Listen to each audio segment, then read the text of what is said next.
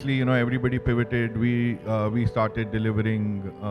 We in fact started doing stuff which we were doing at the catering, wherein get vendors from outside the city, which we use those vendors for our catering business.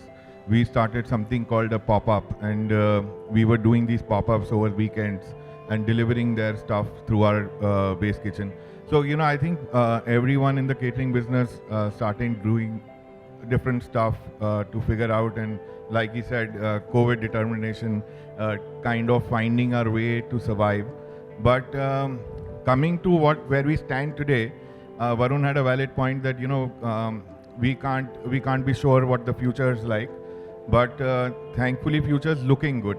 And I was probably one of the few ones which last year was extremely skeptical when we were in September, when everybody was looking at November and then March as a complete bounce back, to the extent that we in fact didn't take some weddings in March, April.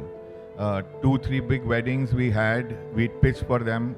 Those weddings were for November last year and got postponed to March, and we didn't pitch for it because I didn't want to be in this limbo of not knowing what the numbers are and stuff like that. I'm so glad that we didn't do that, because those numbers, we all know, from 1,000 packs wedding got down to 50, and that wedding happened in the peak of that April story, and I was part of that wedding as a guest, and I know, in fact, Varinder Handa went from CCI, went helter-skelter to figure out how that wedding had to be done. So I know from where Varun is coming, but I think going forward with the way COVID appropriate behavior to an extent is being followed, and also somewhere the numbers of Delhi that show, I think November we should be safe.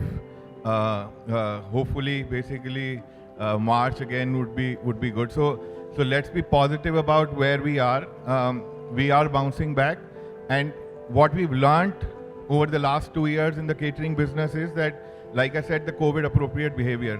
So I think most of us catering, caterers have figured that safety comes first, and that's extremely important.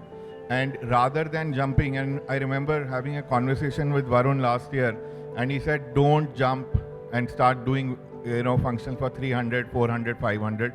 This is not the time to do it. Let's do the small, intimate events. And actually, that is one of the reasons why we did not take up those weddings that I said in April, because that time it was not advisable to do these big events and be the super spreaders, so to speak. Going forward, I think with the protocols in place, we've learned our lessons. Hopefully, the numbers will only increase, and we are at 200 today. Hopefully by November we should be, as Varun said, 500, and then maybe by March back to how we were doing. But small numbers is the key even now. You have to be profitable at 50 packs, at 20 packs. It can't be a situation like it used to be earlier that 20 packs doesn't make sense and let's not do it. We all have pivoted. 20 packs also you have to make it work. 50 packs you have to make it work. 200 packs you have to make it work.